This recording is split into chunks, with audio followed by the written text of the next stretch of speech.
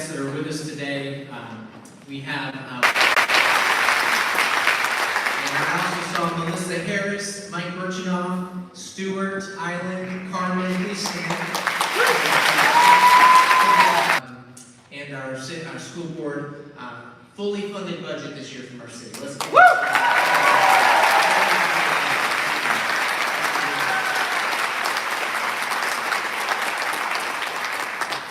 Also with us today, we have Mr. Dennis McLaughlin, the president of the Handley Board of Trustees. And if we have, if you would please stand along with any other board members from the Handley Trust.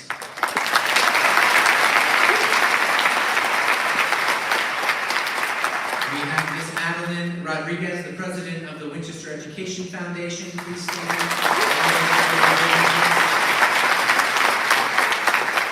I also see Larry Weiss, the executive director of the Winchester Education Foundation. Thank you for being here. Of course, we have Chip Newcomb, the president of the Winchester Education Foundation.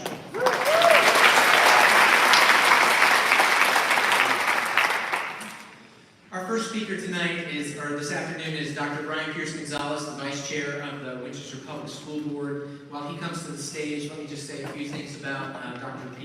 Brian Pierce-Gonzalez. We affectionately call him BPG. BPG is a professor of Hispanic Studies at Shenandoah University, where he has been teaching since 2005. He was first appointed to serve on the Winchester Public School Board in 2017, and then was elected to the same office in 2022. He now serves as the vice chair of the school board. He and his wife have 2 children currently attending WPS, and a third who is a 2019 Handley graduate. Please welcome Dr. Brian Pierce-Gonzalez.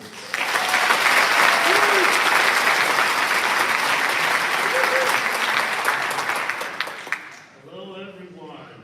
Welcome back. I heard noisemakers.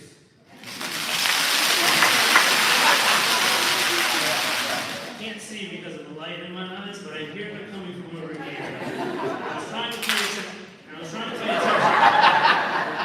Is it only Daniel Morgan that got the noisemakers? Yeah. There's a joke somewhere in there about giving middle schoolers noisemakers. I'm not going to make it. I'm not going to make it. Again, welcome back, everyone. También quiero aprovecharme de esta oportunidad para también desearles las bienvenidas a todos nuestros hispanohablantes, los maestros que vienen aquí desde el mundo hispanohablante.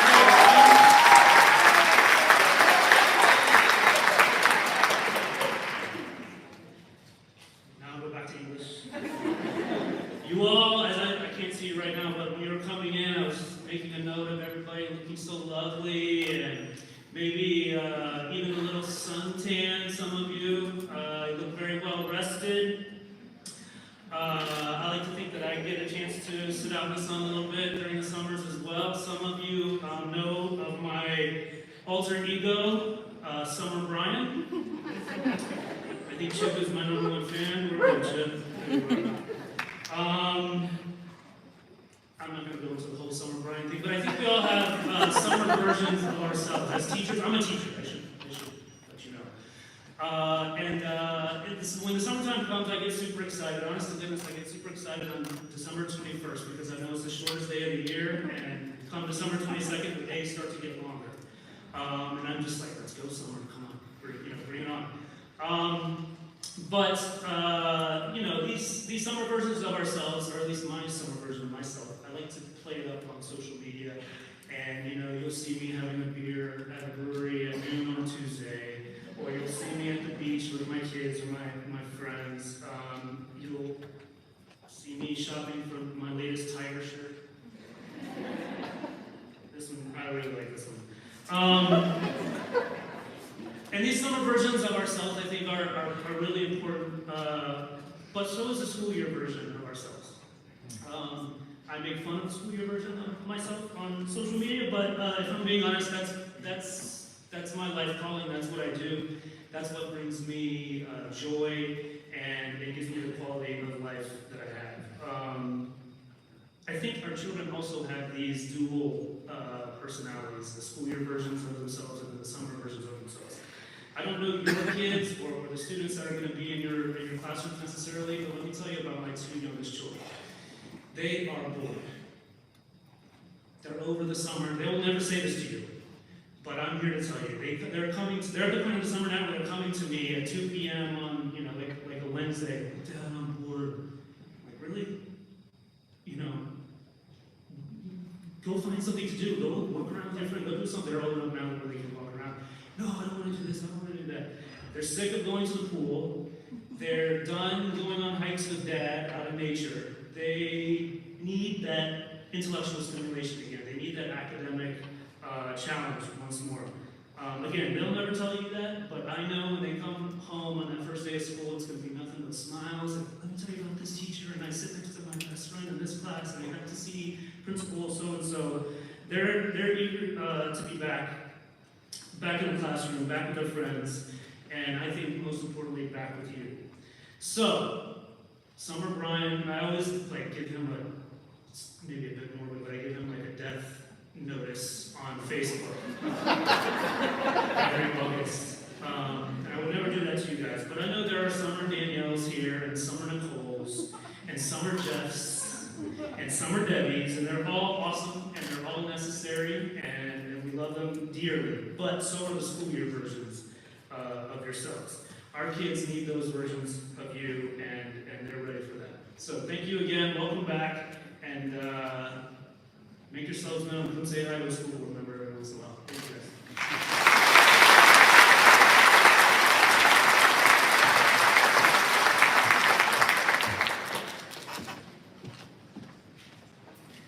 Thank you.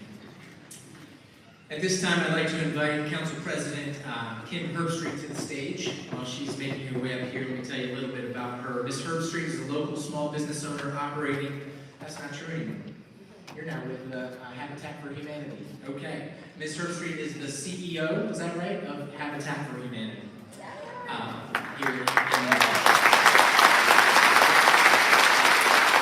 In addition, she has a long history of service with nonprofits and leadership and management roles. In November 2018, she was elected to the Common Council and was elected president in January 2023. Ms. Herbstreit holds a degree in psychology with honors from California State University, Long Beach, and a Master of Arts in Nonprofit Leadership and Management from the University of San Diego. She's a graduate of the Community Leadership Program at the top of Virginia Regional Chamber and completed the city's Insight Citizens Academy. Thank you, Kim, for being here. We look forward to your remarks.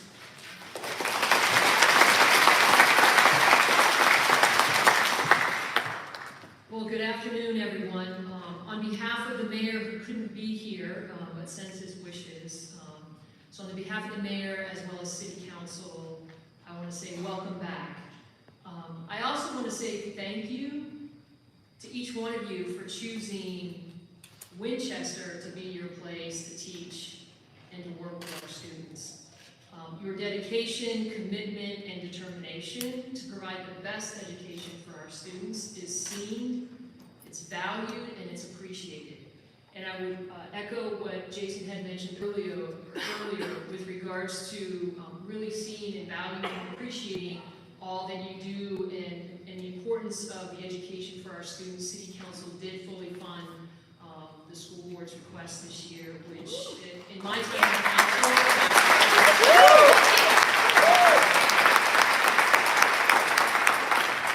it's very exciting to be able to support our students and our teachers. It's certainly my privilege and honor to be able to serve on council and to play a small role in the work that you all do to make a difference in the lives of students, but making that difference from the standpoint of approving a budget that allows you all the funding to do what needs to be done. So as you start the new school year, please know on behalf of the mayor and again the city council that we wish you all a wonderful and productive year, and look forward to all the great work that you all will be doing with our students in 2023-2024. So thank you.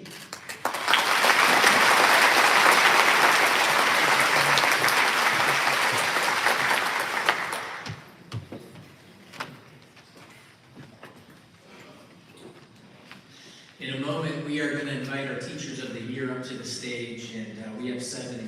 teachers that are representing the more than 400 teachers that work in Winchester Public Schools. And as I've interacted with them, they all would say the same thing, that they would all point to you, other teachers. They would quickly deflect the honor and privilege and the respect of being the Teacher of the Year. And that tells me that they're really good teachers, right? They're quick to say, no, you should have picked so-and-so down the hallway. That humility is really important. But they were selected, and they were selected by you, and that means a lot, right?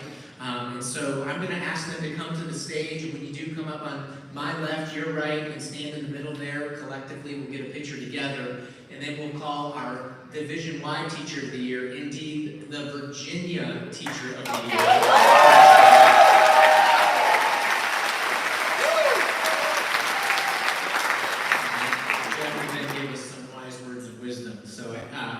First, I'd like to invite Andrew Ditko from Frederick Douglass Elementary School. Please come forward. Never go going in that PE class. All right. We're going to make you run extra laps. From Corals Elementary School, Nicole Hobson.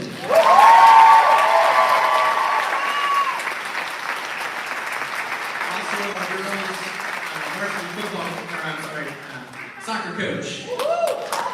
From John Kerr Elementary, Hannah Obitz.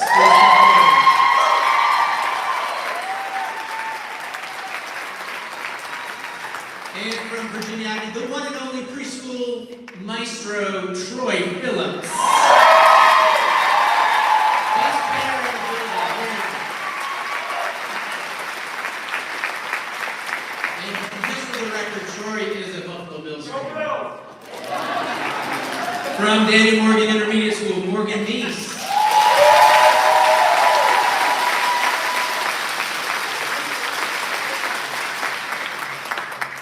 This one's special to me and my family, from the middle school, a person that has touched my child's life and changed her life, period. Miss Angel Wood from Daniel Morgan.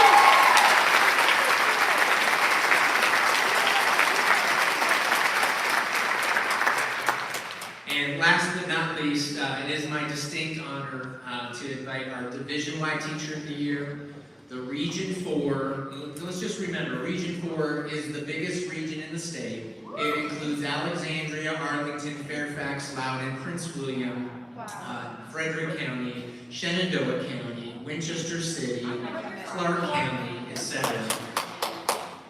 Region 4 Teacher of the Year, and then of course, the Virginia Teacher of the Year. Come on forward, Jeff Kelly.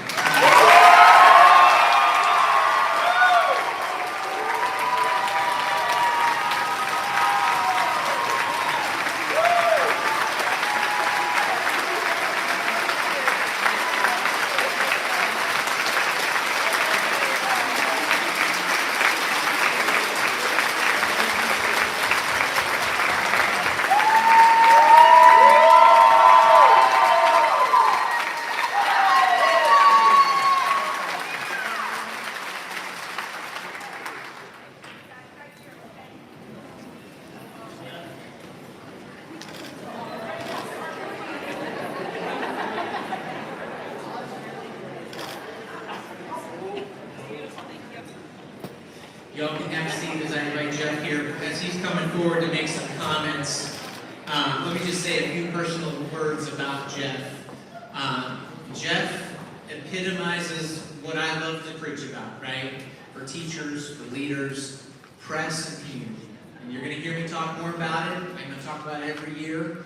The two essential ingredients to a great teacher, a great classroom, a great school has to have academic press and high community. You can't have one without the other. You can't overcompensate. You gotta have both. And when you put those things together, you get a great classroom where kids thrive. And every time I'm in Jeff's classroom, I see that. Those kids know that the standard is on the ceiling, right? You better write a damn good essay, because he's gonna mark it up. At the same time, they know that Jeff cares about them deeply, that he'll do anything for them, but he's never gonna compromise the standard. And that's something we all need to remember as we embark on this school year. And Jeff, it is my distinct privilege. I'm so proud of you. We're so happy for you. And I know you kind of are deflecting a little bit, but this is well deserved. You deserve this honor. And we're excited to hear your remarks this morning.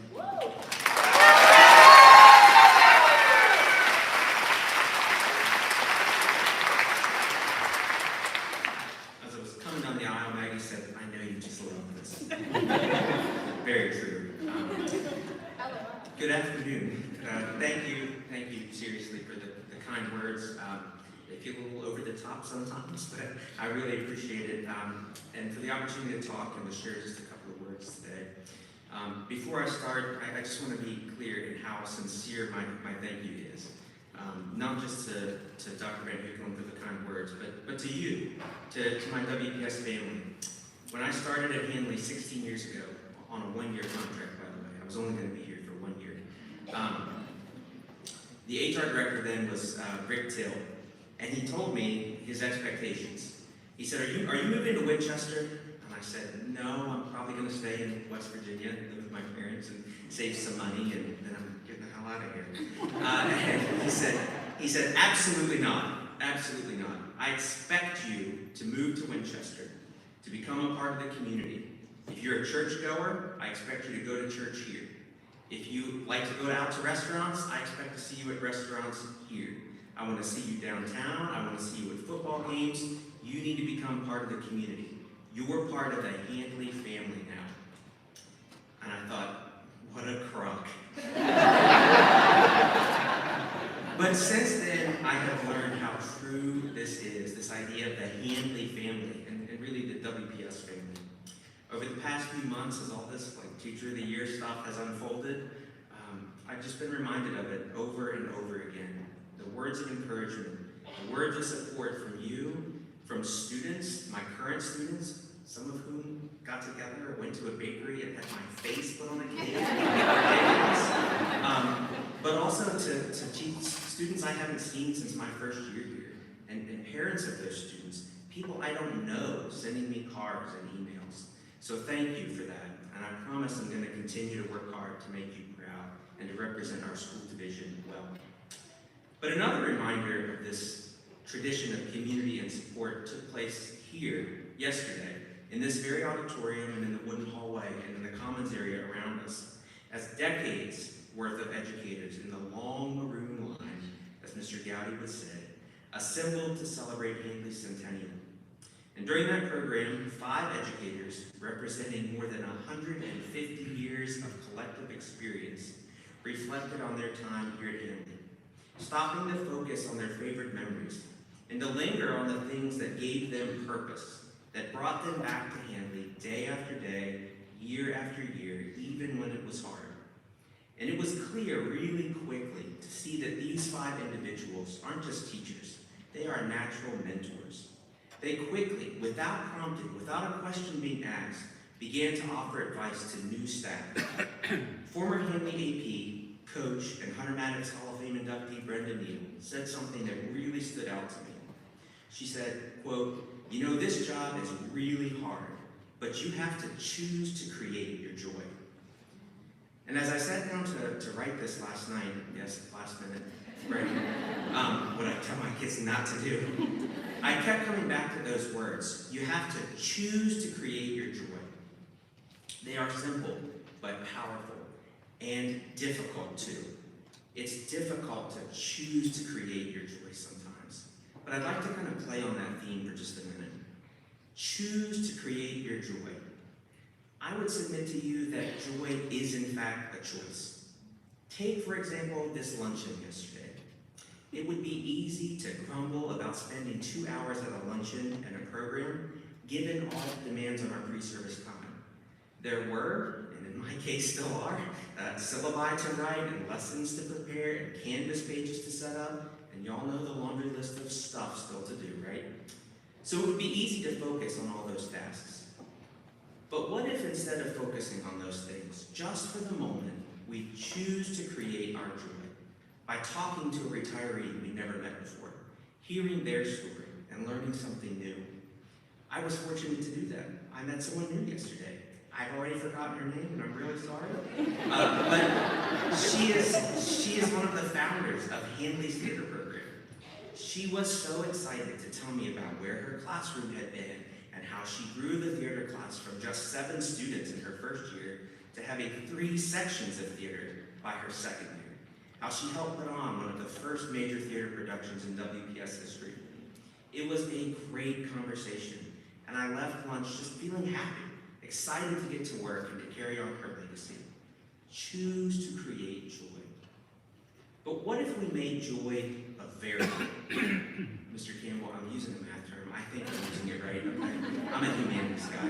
What if we choose to make joy a variable, such that we could substitute a different word?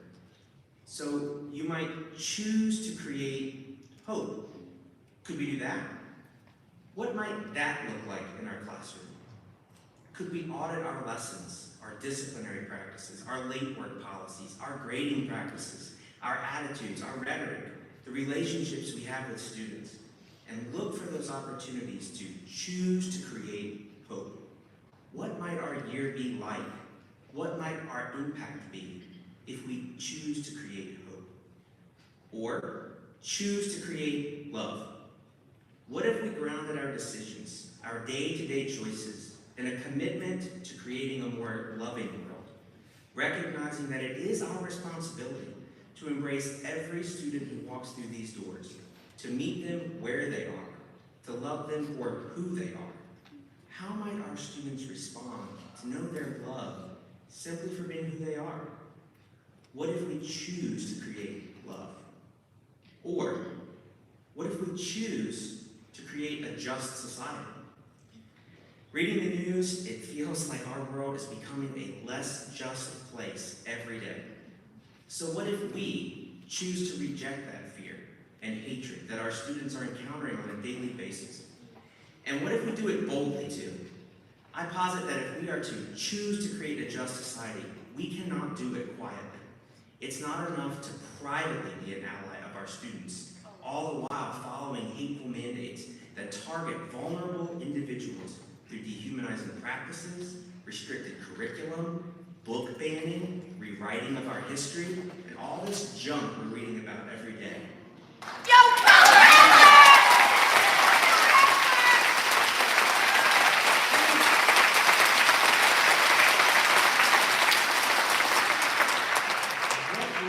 What would our society look like if we as educators just choose to create a just world? One more substitution. What if we choose to create transformation? My favorite educational thinker, you should go read him, the great Brazilian philosopher Paulo Freire, reminds us that, some of you know him, reminds us that no reality transforms itself. If you are not happy with the world, I'm not, we shouldn't be. If we're not happy with the problems in our education system, we have to work to change the state of things. We, educators, students, parents, together, we must transform what counts as knowledge, who counts as a holder of that knowledge, and what we value in terms of expressing that knowledge. We must radically reform our structures to move away from the scourge of standardized testing and one-size-fits-all education.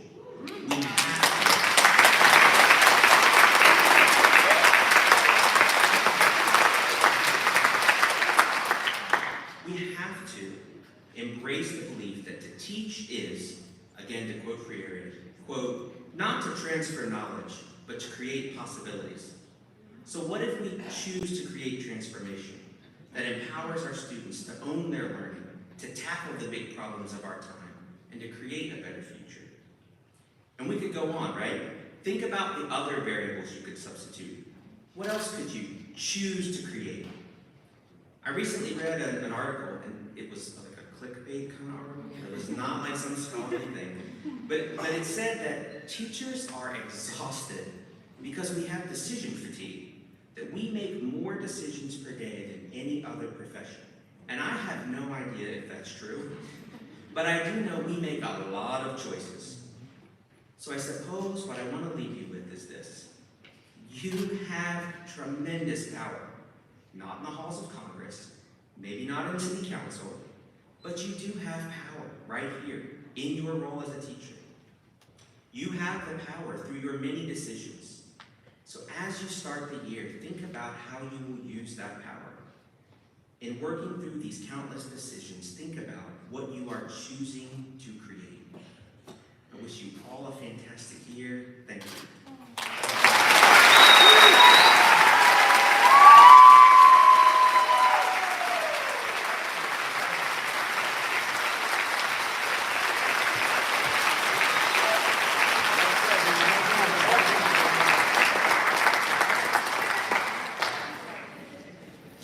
Now you know why he was selected.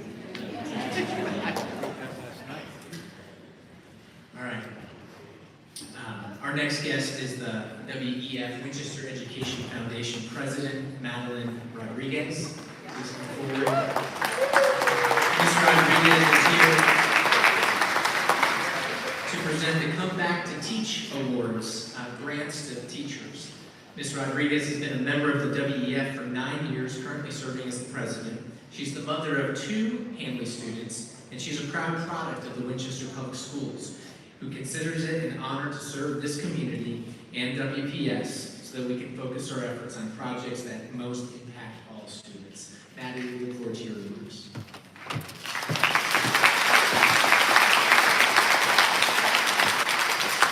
Hello.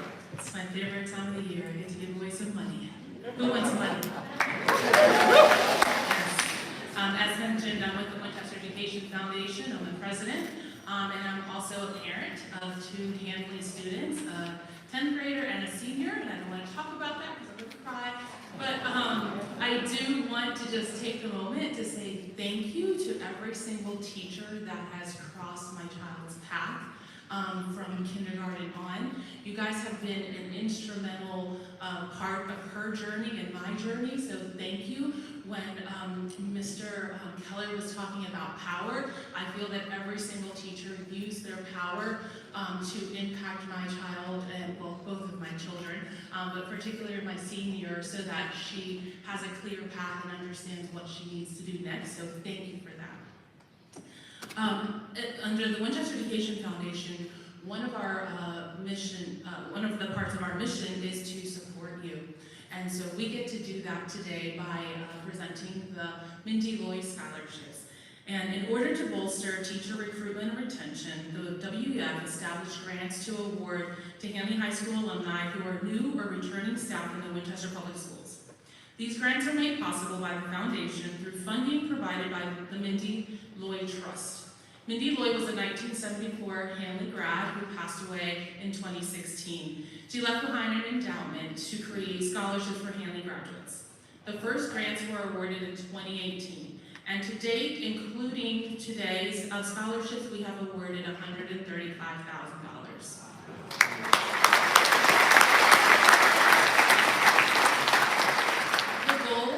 Come Back to Teach education grants are to assist Hanley High School graduates who have decided to come back to serve as educators, administrators, and other certificated professionals in the Winchester Public Schools to promote recruitment and retention by WPS of outstanding education professionals, and to the extent possible to promote racially and ethnically diverse professional faculty by encouraging employment of persons of underrepresented populations.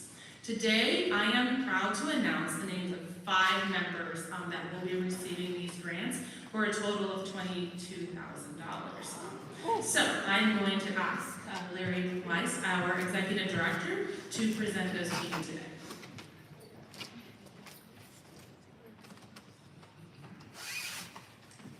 Today, I am proud to announce the names of 5 members of our Winchester Public School community who will be receiving the Lloyd Come Back to Teach Awards for the 2023-2024 school year.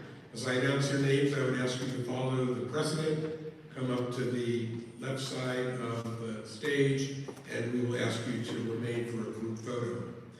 We are proud to present a $5,000 grant to 4 new teachers, $5,000 each, to 4 new teachers joining our system this year. They are Luis Ramirez Marone from High School,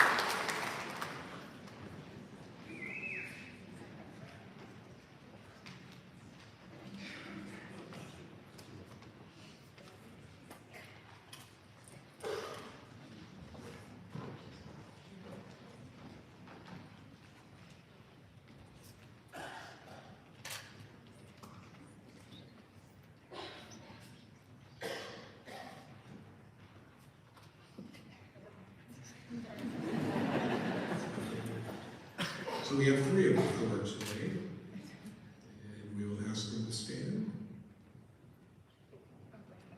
And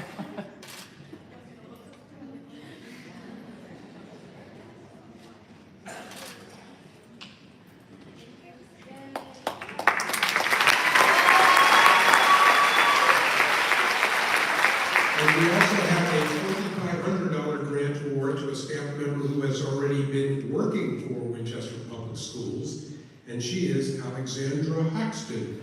So our $2,500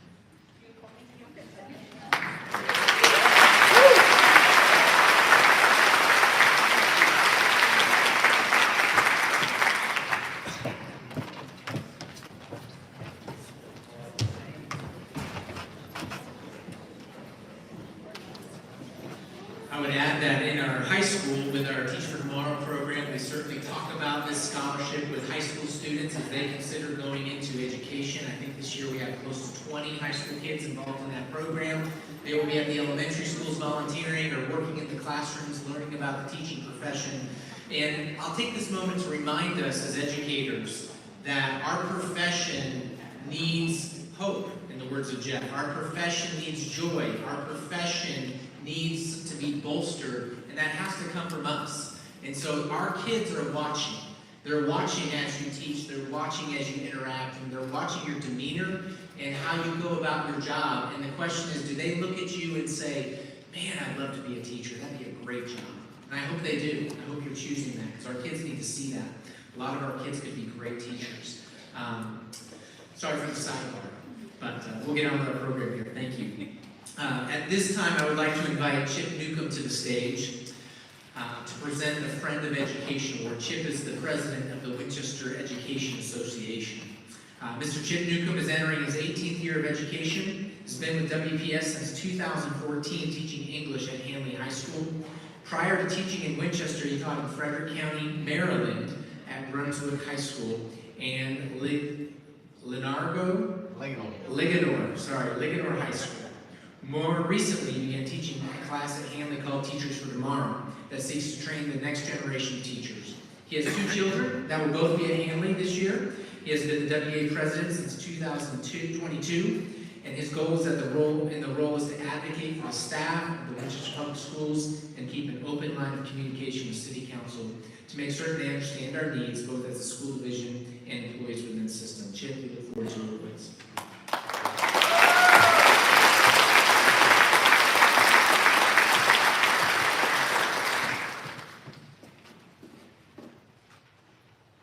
Good afternoon. To all the 10-month employees, welcome back. I enjoyed seeing everyone's beach pictures on Facebook. It looked like we all had a very wonderful summer. I hope you're off to a great start. To all the 12-month employees, we thank you for guiding this ship this summer and preparing it for our return, but more importantly, the return of our kids on Thursday. It's evident that you worked hard preparing for our return, and we thank you for that. So I have the privilege of bestowing the WEA Friend of Education Award to an individual who has been a strong proponent of education, who supports education, who believes in our community, believes in our staff, and believes in our kids, both as a member of City Council and a member of the WPS School Board. And to that end, I want to talk about what it means to believe in our kids, and I'm going to illustrate a personal story about belief, and it kind of illustrates how I came to be on this stage today. My undergraduate degree is from the West Virginia University.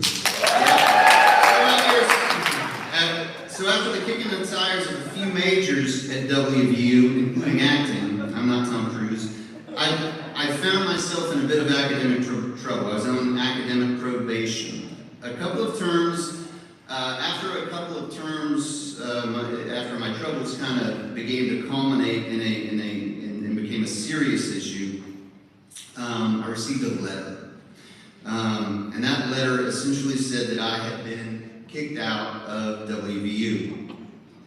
So it would be reasonable for you to ask how one gets kicked out of the #1 party school in the country, but it can't happen. That, my friends, is a story for a different day, or not. I don't know. But I can joke about it now. But at the time, I was embarrassed. I was ashamed. I let my parents down. My friends, I was a failure, an absolute failure. I believe that. And more importantly, I know I had to tell mom and dad. So we were headed to Kansas for a wedding, which Kansas is flat. But we were heading to Kansas on a plane. So in my infinite wisdom, I was seated by my dad. I said, now's a good time to tell him that I got kicked out of WVU. We're cruising at 35,000 feet. A lot of people around, a lot of witnesses. My fiancée was with us. It was her very first trip with the family, so it was a great moment. She's still married to me, by the way. So my dad was reading the paper, as he was prone to do. Dad, I said, I got kicked out of WVU. Silence. Didn't say anything. He just sat there reading the paper. Meanwhile, I'm starting to rethink that decision. I'm like, boy, this is, we're really tight here. So after a minute of silence, I said, Dad, I get kicked out of WVU. Finally, he speaks. Fix it, he says. I said, I don't know how. How, Dad? He said, fix it. And then he said this, I didn't raise a failure. So my fiance, who's now my wife, bless her, was on the trip with us. So I talked to her about it. And she said, you're pretty good with words. Write a letter to the dean of students and ask him to meet with you. So I write this letter to the dean of students. He meets with me. He proceeds to tell me that my transcript's a mess, but he decides to help me anyhow. So he said, you've been through 3 majors. I want you to declare a major right now, don't change it, and stick with it. So I chose theater design and technology. After, I think it was 4 or 5 semesters, I graduated WVU. I earned 4.0s throughout the final terms at WVU. However, my GPA was serviceable, but it wasn't great, obviously.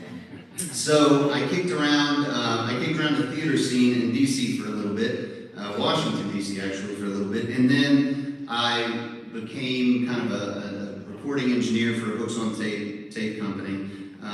And all the while I've been kind of considering the idea of education. I thought about it in high school, I thought about it through my years in college, but college really wasn't a time for me to make that decision, I don't think. So as I was at this recording studio, I saw an ad in the paper for Johns Hopkins University for the Master of Arts in Teaching program. And I thought, let me go ahead and apply to this. So I applied to it. I knew it was a long shot. Oddly enough, I get invited to an interview. So I meet with a panel of about 3 individuals who grilled me about my reasons for becoming a teacher and what exactly led to my academic troubles at WVU. So I told them, and after a time the interview was finished, I was certain there was 0 chance that I'd be allowed into Hopkins. Much to my surprise, after about a week, I received a letter informing me that I had been admitted to Hopkins. A couple years later, I graduated from Johns Hopkins University with a 3.9 GPA. The point to this story is this. I didn't believe in myself. I saw myself as a failure. I knew I was a failure. I didn't need anyone else to tell me I was a failure. I knew it, but I want you to think of the people that had to help me along the way. From my dad, to my fiance, to that panel of people that I don't know at Hopkins, but that changed the course of my life, the professors that helped me, the people that reached down into the hole I dug for myself and pulled me out. They're the heroes in my life. My father died in 2017. He's a hero of mine. But I remember those words to this day.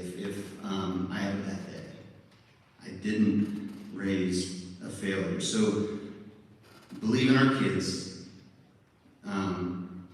Hold their feet to the fire. Hold them accountable. But as Dr. Van Hoopelen likes to say, we need to do it with a twinkle in our eye. But we've got to believe in the kids.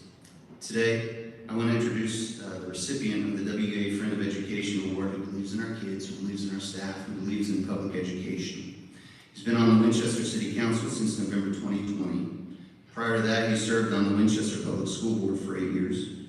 His efforts on the school board led directly to our newest elementary school, John Kerr, and the Emil and Grace Shahada Innovation Center. He believes that public education is the economic engine of any community and has been a great advocate for increasing staff and educator pay over the past decade. This spring, he was a driving force in ensuring that Winchester Public Schools was fully funded for the first time in years. And all three of his kids are products of the Winchester Public School system. So it's my pleasure to award this year's Friend of Education Award to City Council Member Richard Bell.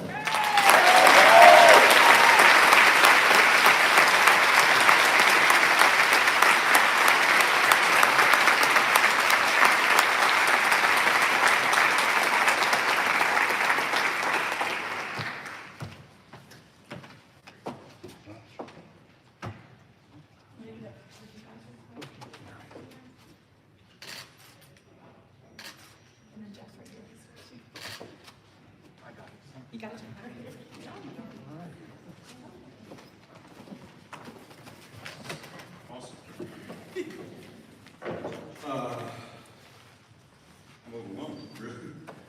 This is humbling. It's quite an honor to be acknowledged by this. And Jeff, you're right, that light isn't right. Thank you. Since serving on our city council these past 3 years, I've worked tirelessly, really, to be a bridge builder. Trying to bridge that experience of my time on the school board for those 8 years, where I will assure you, when you are a member of the school board, you learn more about our community than anywhere else. The good, the bad, the ugly, you learn what our community is built of. And it's a wonderful community that we live in, I can assure you that. But I wanted to bridge that experience to the larger operations of the city by going on the city council. It's in the city and the school division are both very complex organizations. But I was always boggled by the idea that the school division's budget shows up as a single line item on the city's budget. That's it. So in 8 years of school board, rolling your sleeves up, really working hard to put it all together. The staff does a great job of doing a presentation, but so often people just look at that one line. And so it was my goal to kind of help to unpack that one line into the important components of Winchester Public Schools. And that most important component is you out here. It's the people that make up Winchester Public Schools, the educators, the administrators, the staff, the bus drivers, the cafeteria, all of you. And, you know, the most important takeaway from that is also our understanding that we are a community of people, people that participate, that engage, that help, that support by choice, by passion, by compassion. And we do it because we love this community. I hope that's why we do it. That's why I do what I do. And when people come to me and say, hey, Richard, I have an issue with the city government, well, let's go talk to Dan, or Mary, or Kim, or Perry. These are people who live in our community. And the same thing in the school division. Let's talk to Jason, or Rick, or Doug, and those people that we know that care. And the more we can do that, the more connections we can make, the more bridges we can cross, the better I think we will feel as a community. Winchester is a hardworking and compassionate community, and I am proud to be a member of it. I'm proud to be a supporter of education, and I'm very proud and honored to have received this award. Thank you for this, and I really do wish for you all to have a fantastic school year.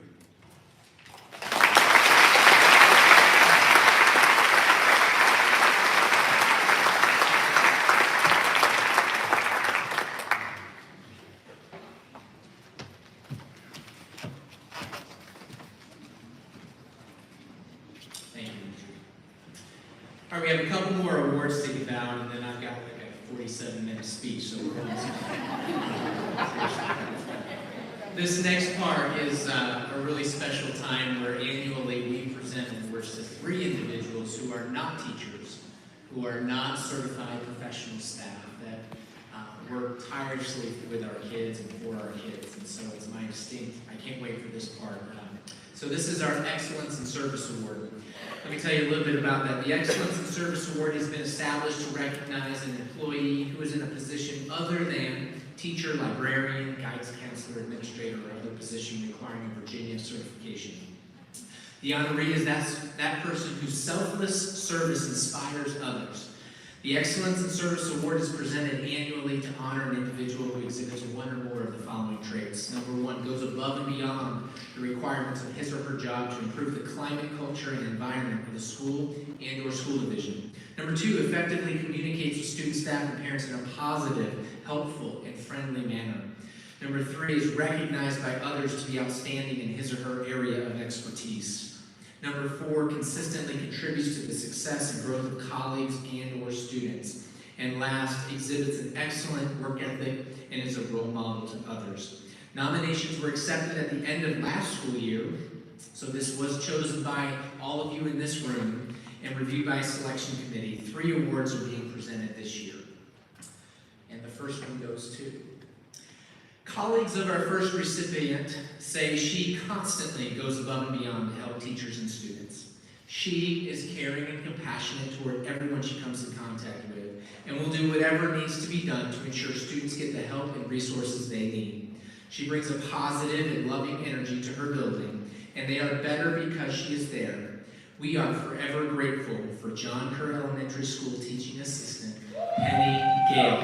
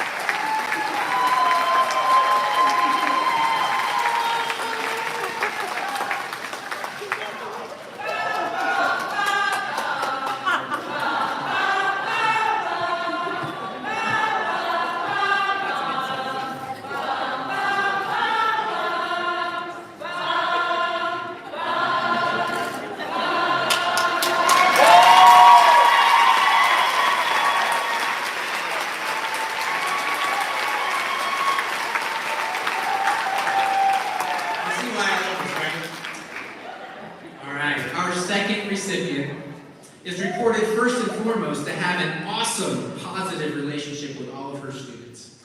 She can get them to work when other colleagues can't because she takes time to listen. She never complains if asked to stay after her assigned hours to help when we are short-staffed. She's always readily available to go to the other secondary schools to help out when they are short-staffed. Lastly, she has been a huge help when it comes to keeping data and helping administration present it to division supervisors. She wears several hats in our building, quote unquote. More than just a TA, I'm so proud to present this award to the Melvin Road Center Teaching Assistant Tammy Turner.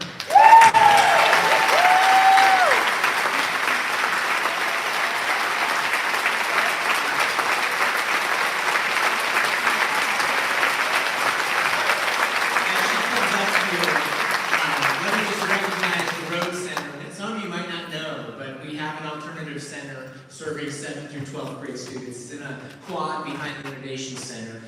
Jerry Cave's the administrator there, and I think I speak for the administration at Hanley and at David Morgan Middle School that they play a vital role in helping our students, some of whom have gotten into a little bit of trouble, maybe been a little too sassy with their teachers, but they keep them on track and they care deeply about kids that we're not giving up on. So thank you for your work, and Tammy, you're a big reason for that.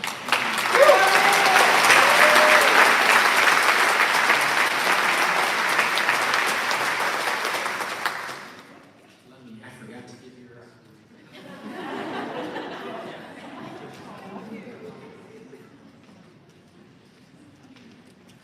Our last and final recipient is an incredible leader and mentor. He is always teaching his colleagues something new and makes our student interns feel welcome on the team. He manages a ton of different things, but never makes anyone feel as though they are burdening him. He's quick with a smile and a witty comment. He loves to tease the superintendent about the Honda Civic and the 180,000 miles that he drives. And at some point, he will buy the superintendent a new Ford Bronco. He is the rock star in the technology department, supervising network engineer Bill Clements.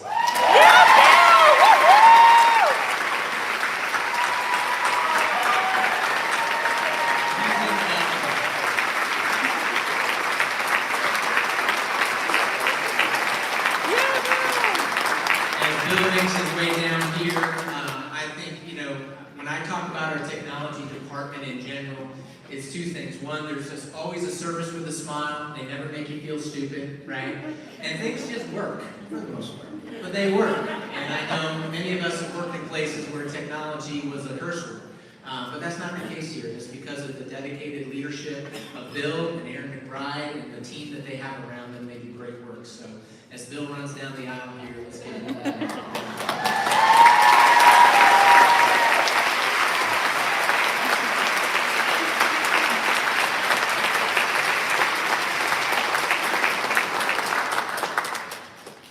I gotta get the Bronco with leather for you now, That's right?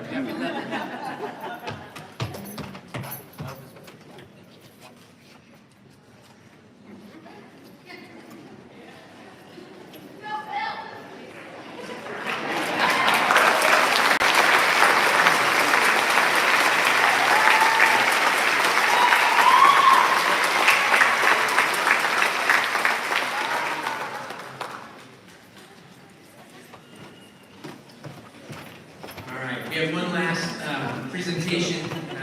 As Dennis McLaughlin comes to the stage, the president of the Hanley Board of Trustees, let me say a few words about Dennis. First and foremost, he is one of the biggest champions for Hanley High School in this community. Mr. Dennis McLaughlin is a former school board chairman and is currently the president of the Hanley Board of Trustees. He moved to Winchester with his family in 1975, and he's been practicing law here for 48 years. Mr. McLaughlin has served on numerous boards and civic organizations, but his proudest accomplishments are being the father of 3 wonderful children, all Hanley graduates, and Mary Carolyn McLaughlin, also a Hanley graduate. He was awarded an honorary diploma from Hanley in 2005, and he always reminds me of that. Mr. McLaughlin presents the Stuart Bell Excellence in Teaching Award. We look forward to hearing that.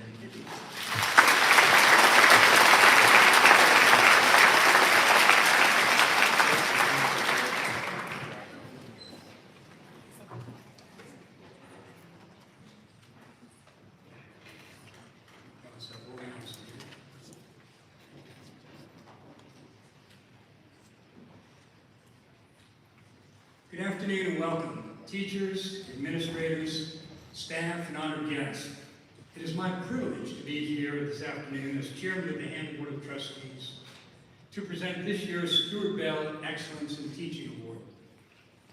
By way of background, former Mayor Stuart Bell created this award in 1984 to honor those individuals whose interest, enthusiasm, and support of children may positively influence students for the rest of their lives.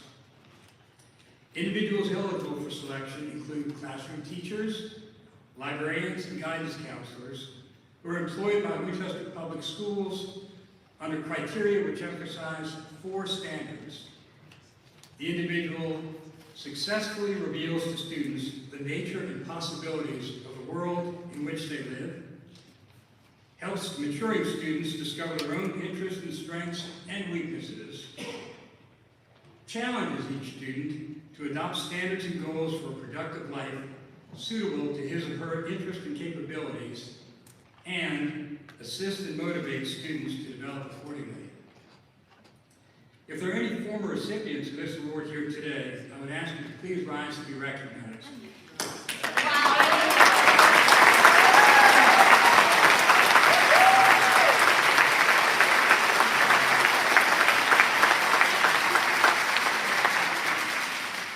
Thank you for all you do for our students. All Winchester City Schools are eligible on a rotating basis. A committee appointed by the Hanley Trust, the school board, and the school PTO receives nominations, reviews them, and makes a recommendation to the Hanley Board of Trustees. I would like to extend the trustees' appreciation to this year's committee. Chair, Perry McAllister, Hanley Board of Trustees representative, Ms. Carmen Crawford, Winchester Public Schools School Board representative, and Mrs. Amy Kump, Frederick Douglass Elementary School parent representative. I would ask them to please stand to be recognized.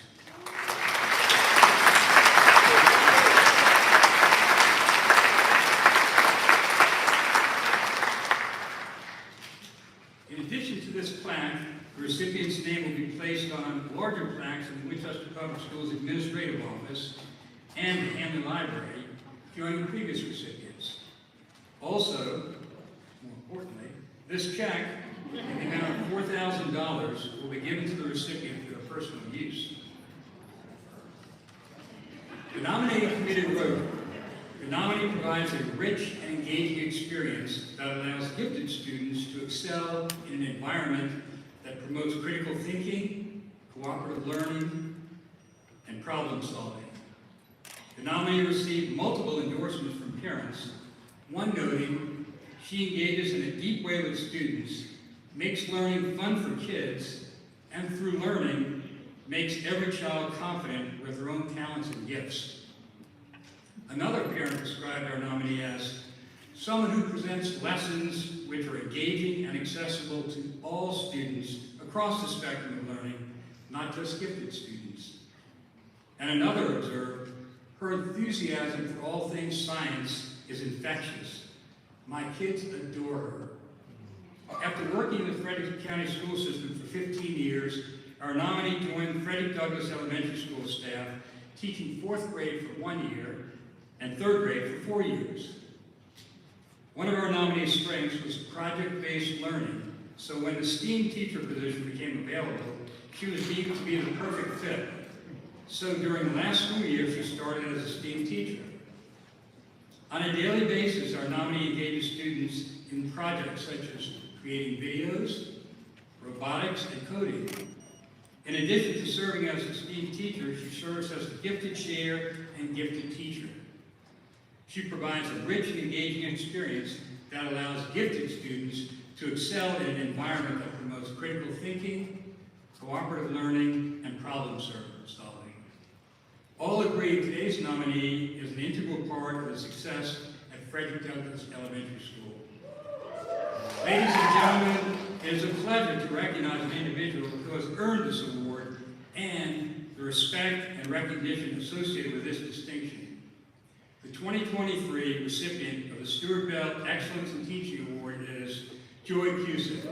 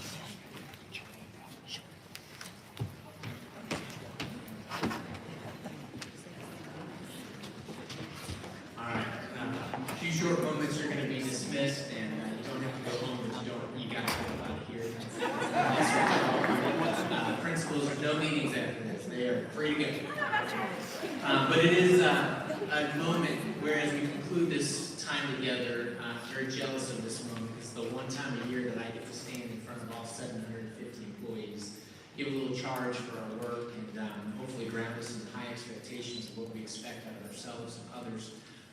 And so, if you'll indulge me for another 10 minutes or so. The first thing I want to do is acknowledge some incredible people that made it possible for us to open the school year. And so if you're a custodian in our school division, please stand.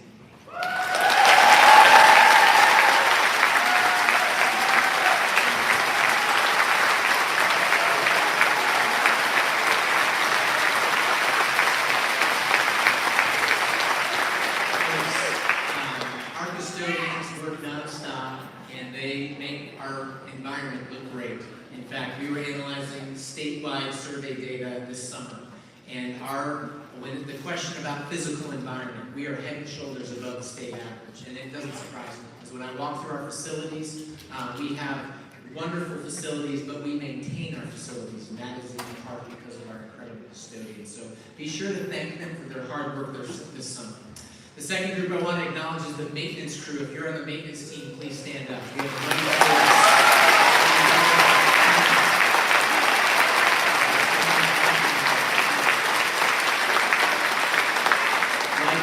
our maintenance team, nonstop throughout the summer, all year of course, but it is go time in the summer, and they work tirelessly to make that a reality for us to open school. The third group is our technology team. Our technology team is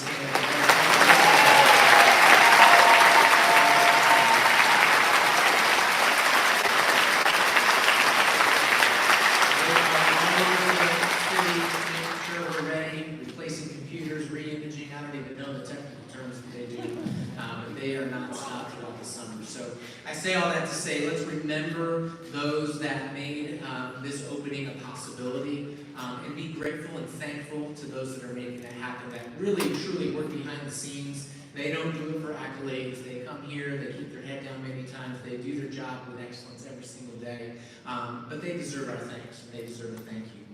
Another group that I'd like to recognize is our principals and school administrators, our assistant principals.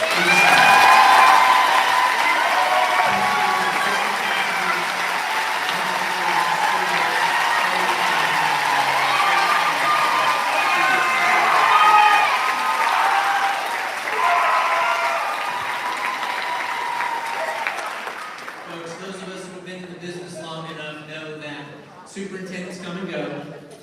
Division initiatives come and go. The number one impact on the quality of your work life is probably your principal, okay? And principals make it happen every day, along with our incredible assistant principals. They bear burdens you will never know. They are always caught in this tug of war between parents, students, and staff, doing what's right on all three fronts, and believe it or not, we don't always align. What teachers want, kids want, and parents want aren't always the same, right? And so principals are always in that tug of war. And I'm so proud of our principals. They bring it every single day. They have been preparing all summer for you. And as I walked through our schools this week, it was so evident that they were excited to have you back, but it was also evident you were excited to work for them. And that makes all the difference. So thank you to our administrators.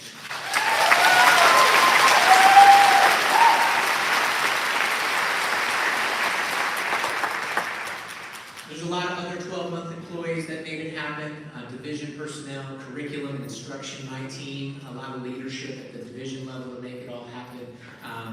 Do take moments to say thank you to people you might not think have an impact on your day-to-day life. I'm not going to recognize everyone this morning. We don't have time. But those I wanted to specifically point out. I have a standard stump speech. I say it all the time. And last year I deviated a little bit because last year we were in the throes of, kind of, quite frankly, a war on education and public education and school choice and all this stuff. So I really doubled down on the value of public education. And I still need to mention that, like, folks, public education, 90% of kids in this country attend a public school. And so public education has to work. It's got to work for our community. It's got to work for our kids, and it's got to work for this thing we call democracy, right?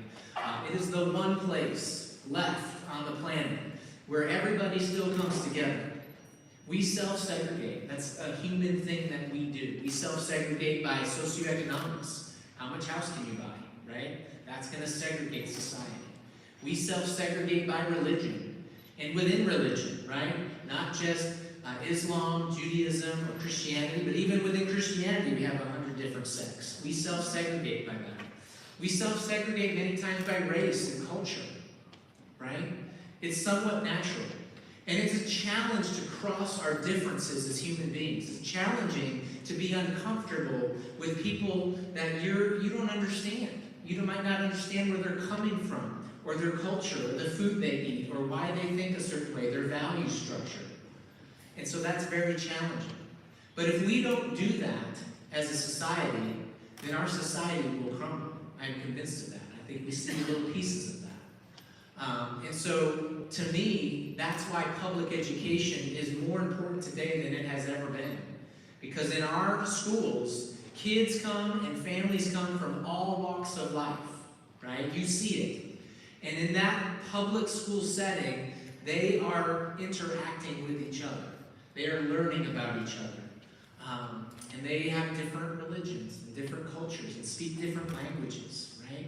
We welcomed a whole crew of Afghan refugees in the last 2 years. I think we're close to 30 Afghan refugee students in our schools right now, right? And so it's the last place that what I would call the public square. And so this is a sacred trust, this public education. And if our state and culture and nation choose to go down this road of school choice, where everyone gets to choose where they want to go to school and take their voucher and go here, there, anywhere, guess what will happen? It'll self-segregate. I promise you. I saw it happen in North Carolina. I promise you. And so I can't control that. That is outside of my realm of control. I can advocate. I can tell people what I think. But one thing we can control together is to be the choice of families who live in Winchester, right? Regardless of what happens outside.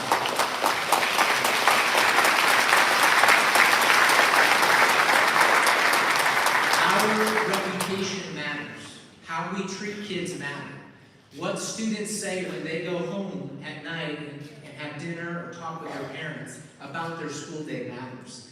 And what their parents tell other parents, future parents, other community members. Our reputation matters. And so the one thing we can control is to be the choice for this community, regardless of what happens politically. So I want to challenge each of you. You're all PIOs. We are so fortunate to have Maggie, our PIO. She does a great job for us. And she's out there spreading our message of all the incredible things that you do every day with kids. But you are more important than even Maggie and the work that she does. Because the interactions you have every time you talk to a parent, every time you talk to a kid, every time you talk to a community member, it matters. And you're projecting our story. And when you say, yeah, I hate my job, or it's the worst job ever, these kids these days, or whatever, when you cast that negative spirit, that would be received, and that would be the story that someone else tells. All right? I'm not Pollyanna. I'm not asking you to be toxic positivity here. But I am asking you to be an ambassador for public education, because it matters, right? And so be that ambassador in the world. The last thing I want to say is specifically to our teachers. And so I'm going to ask you to stand. If you are a teacher in this room, please stand. Go ahead, stand up.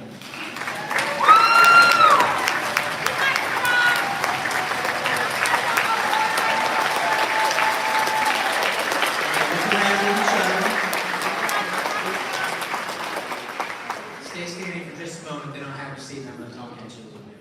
But folks, the 400 teachers, counselors, librarians, school counselors, social workers that work with our students every day, we exist so that you can do your work. I exist so you can teach. Our custodians exist so that you can have a great space to do your job.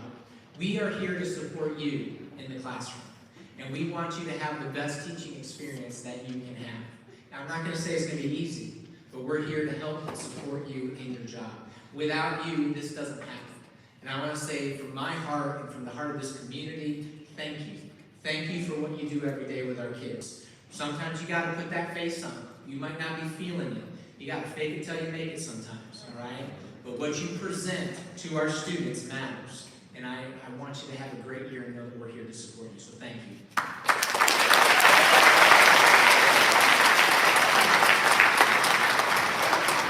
So with that, a charge to our educators, to our teachers teaching kids every day, but really to all of us. And it, of course, is going to be in the grounding of these two buckets that I believe are so important: academic press and high community, right? So I want to unpack academic press for a moment. Guys, if you're a teacher in this building, you teach our kids, academic press includes having an aligned curriculum. You got to plan. You got to be ready every day. You can't wing it. All right? Put that aside. If you're winging it every day, you are doing a disservice to our kids. Don't wing it. Plan, plan, plan. I used to tell my teachers when I was a principal, I want you to be exhausted after your planning period. And then when you're teaching, I want your planning to be so good that when you're done teaching the kids, you're full of life. You're full of joy. When you overplan, when you plan well, then the teaching part becomes a little bit easier, and you'll get better outcomes. All right? So curriculum alignment is part of that academic press. Rigorous academic standards. Folks, we have got to have high standards for our kids. All kids. Okay? That means your assessment's got to be rigorous. When I was a teacher, I told my students, if you pass my test, you will crush the SOL. I promise you. And that happened every year. Every year. You have to make your class rigorous. From the assignments that you choose, the culture you build, how you project your demeanor, that we have really, really high standards for our kids. Let me deviate to our students with disabilities. You know how 14, 15%, over 600 kids in our school division have a disability. They're in your classrooms. They can do. They can do. Don't you think for a moment that our students with a disability can't do. All right? I have seen in my